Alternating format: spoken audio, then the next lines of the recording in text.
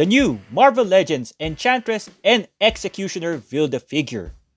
I'll compare Executioner's height against other Marvel Legends figures, and we'll see if Enchantress finally got the perfect upgrade after almost a decade, or does she still fall short of being perfect?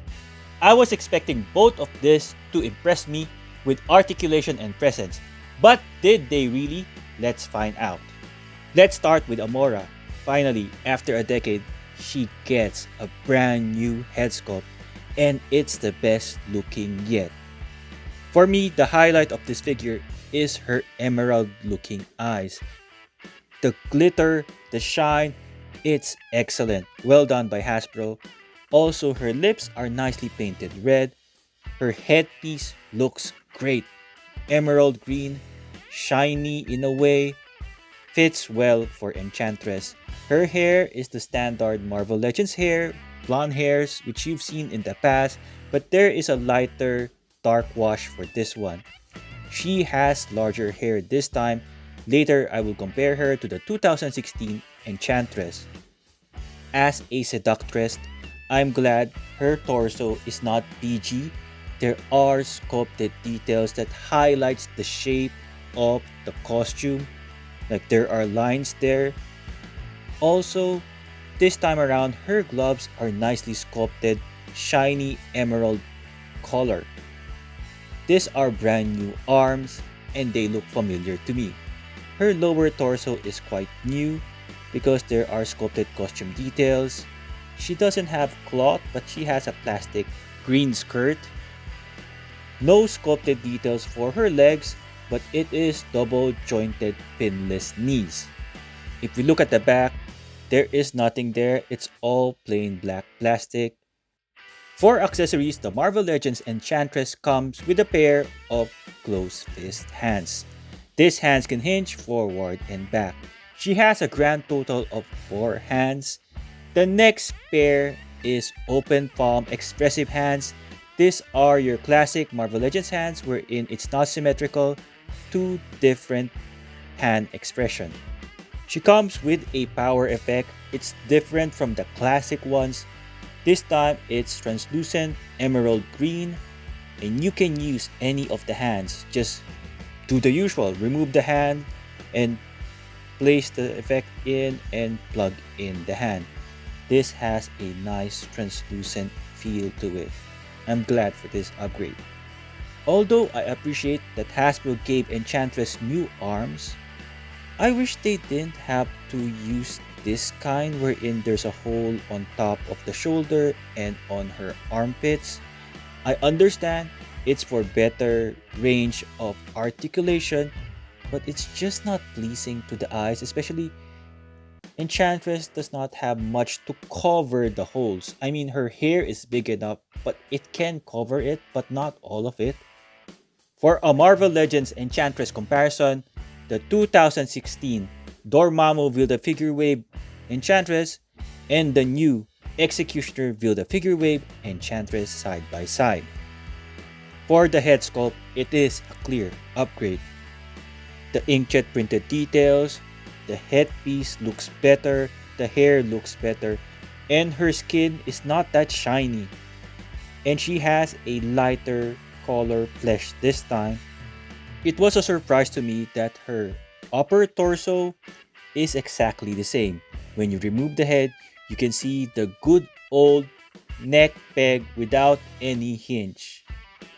This is troublesome for head swaps. In terms of the lower torso, it's brand new. The old one has a belly button. This one has sculpted lines on it. So most of Amora's parts are new except for her upper torso.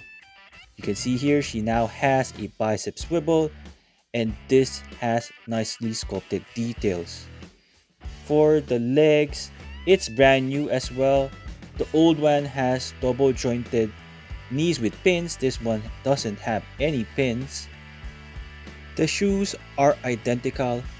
I really can't say if it's a different shoe because they look so much alike. Even the folds, they seem to be similar, but that doesn't matter. It's always hard for a Marvel Legends figure to stand with those high heels anyway.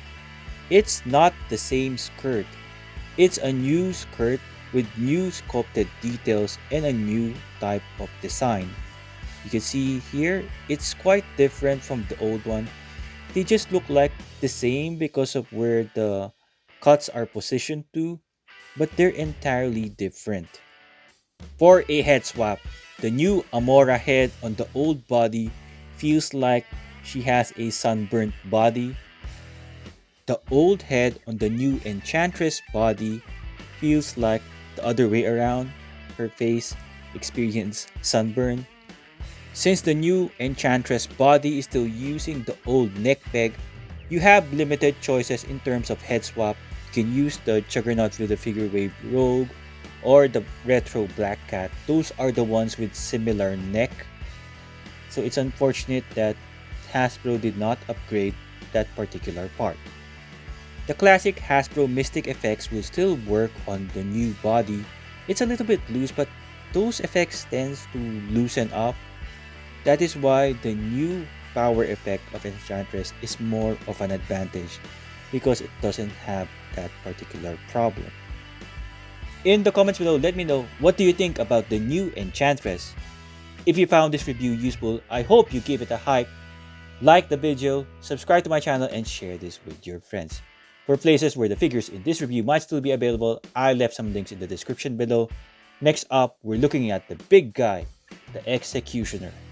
I'm Juggernaut! The main reason why you are getting this wave is the Executioner, which is an overdue Hasbro Marvel Legends figure. Nicely sculpted head. He has only one head, but I like the details, the blue eyes, his beard, his stoic facial expression. There are inkjet printed details to bring out the sculpt of his face. With somewhat light reddish parts, it really makes him look menacing. The nice thing about his armor is there are sculpted battle damage. It's not a clean looking armor. There are some dents or folds. The black part of his costume is an overlay. It's on top of the blue plastic. So it's like the soft plastic that Hasbro does.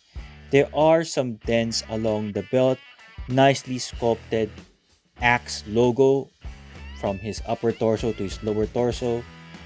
One thing I noticed here is his biceps. It has a strange shape. It's like his shoulders, the sleeves must be really tight to make this muscle look odd. Like it doesn't look right to me. I don't know. Let me know in the comments below. Do you think that's an okay muscle? He has single jointed elbows, which is unfortunate because it does limit his movement later when he holds the axe. He has nicely sculpted gloves. For his loincloth right here, I'm not sure whether that's folded intentionally, but there are some folds here, and there are some black washes to highlight the details of his loincloth. I'm still not sure whether this is intentional though. For his legs, it's all black plastic, double jointed, pinless knees. Nicely sculpted boots with those small details. There is no boot cut there. Bottom of the feet, made in China, peg hole, and the product number, and some trademarks.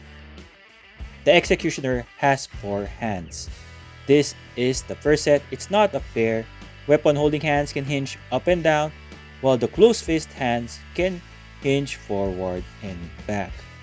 I was hoping it would be a pair, but this is what Hasbro gave us. The next set of hands is a pair. They're open palm expressive hands, but the expression of the fingers are quite different.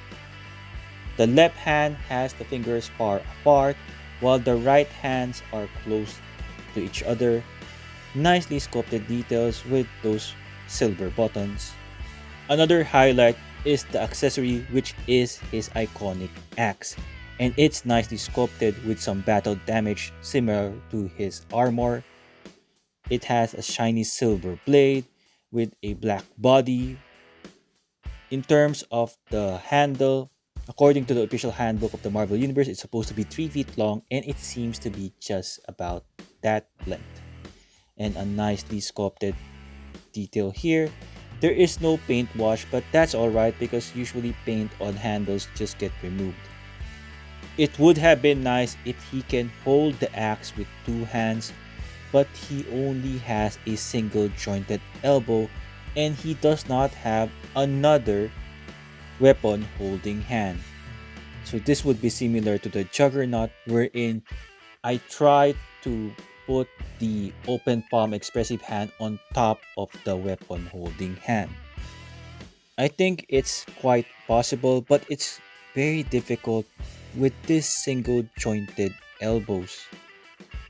Maybe if I change the position of his axe holding, maybe instead of putting the open palm hand on top of the weapon holding hand, just move them far apart. At least it looks like that he's holding the axe with 2 hands, but not really.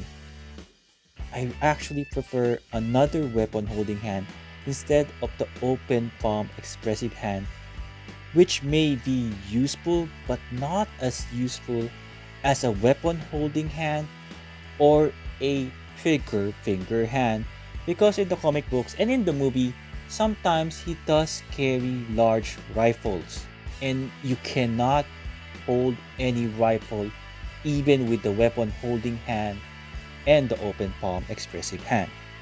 I don't have a large rifle to match the size of his weapon holding hands. This is from the Maximum Series Deadpool. Before we proceed with the size comparison, which is crucial for this character, here he is besides the large Gamerverse Juggernaut. And here he is besides the Gamerverse Thanos. They are almost the same height and almost the same width. The new Marvel Legends Enchantress stands 17 centimeters or 6.7 inches tall. She's wearing high heels, so without the heels, she is 16 centimeters or 6.3 inches tall, which is spot on. According to the official handbook of the Marvel Universe, Amora stands 6 feet 3 inches tall. The Executioner stands 18.2 centimeters or 7.4 inches tall. According to the official handbook of the Marvel Universe, he stands 7 feet 2 inches tall, making this figure actually comic book accurate in terms of height and also costume design, as you can see right here. Just to show you how tall the Executioner is, here he is besides different sizes of Marvel Legends male figures. He stands somewhat the same height as Thanos. Here is the Executioner besides larger or taller Marvel Legends, which includes the Build-A-Figure Apocalypse, the 80 Years Hulk, and the 80 Years Juggernaut. Here is the Executioner and Enchantress besides Thor, Herald of Galactus, Lady Loki, and the leader of their group, Masters of Evil, Baron Zemo. Different sizes of Spider-Man. Smallest is the teen Miles Morales, slightly shorter Secret War Spider-Man, Maximum Series Spider-Man, and the Renew Your Vow Spider-Man. For a typical regular sized male, X-Men 97 Cyclops, a shorter male, X-Men 97 Wolverine, and we have Maximum Series Deadpool and Dupe. For different heights of female, X-Men 97 Jean Grey, X-Men 97 Emma Frost, X-Men 97 Rogue, and Jubilee. Just to show you that Executioner is not a reuse of other larger male Marvel Legends like Omega Red, X-Men 97 Cable, Capcom Cable, and Gamerverse Venom. For other Gamerverse characters, Captain America, Wolverine, Savage Land Rogue, and Shanna, and I'm glad to announce that I already fixed Rogue. Details on how to fix her, link on the top right corner of your screen. For some Jada Toys Street Fighter size comparison, Blanka, Ken, Cammy, she's really small besides Enchantress, and we have Sagat. Executive replicas and loose collector, La Muerta, Darna, Philippines version of Wonder Woman by Halimo Sculptures and Loose Collector. 7-inch scale size comparison, Diamond Select Toys Marvel Select, Immortal Hulk or the Rampaging Hulk, and Colossus. For packaging, Enchantress comes in a nice regular rectangular box with a window. You can see the figure and the accessories. The Build-A-Figure part included is the torso. Here is an art of Enchantress. She does look like Polaris right here.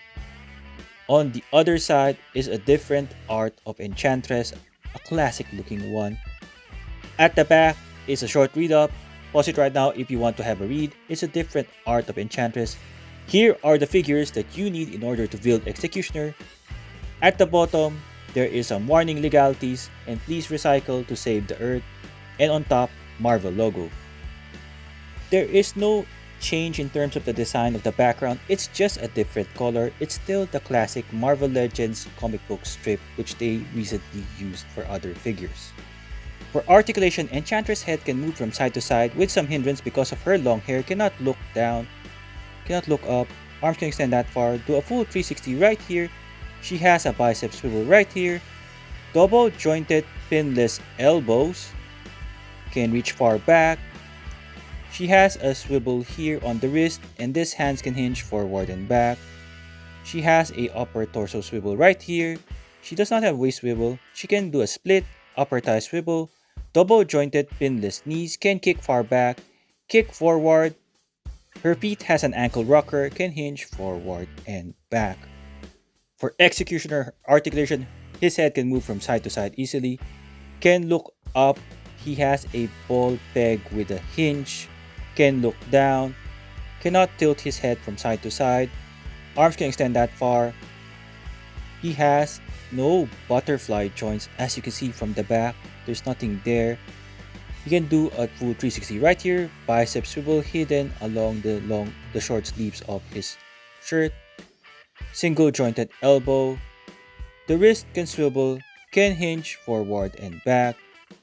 He has a upper torso swivel right here, can do a full 360. I don't think he has a waist swivel, it's just hard to tell. No, I can't find any. He can crunch forward like that, which is quite okay and decent. Can crunch backward, not that much. He can do a split and be careful because you're gonna remove his legs. Upper thigh swivel right here, double jointed pinless knees, can kick far back, can kick forward. He does not have a boot cut, such a missed opportunity. He can hinge forward and back and has an ankle rocker. Was the long wait for a new Enchantress and a brand new Executioner worth it? The height of Executioner is spot on to the comic books. He might look a little bit small besides the larger Marvel Legends figures, but he's comic book accurate. For Enchantress, she has a gorgeous head sculpt, but I do wish there are certain parts that can be improved. Despite of that, this is a long-awaited duo and a must-add for Asgardian collectors or those fans of Thor. I reviewed several Marvel Legends figures. Here is a link on the top right corner of your screen. Hope you check it out. Thank you for watching. If you found this review useful, hope you give it a hype. Like this video, subscribe to my channel, and share this with your fellow collectors. I hope to see you in the next one.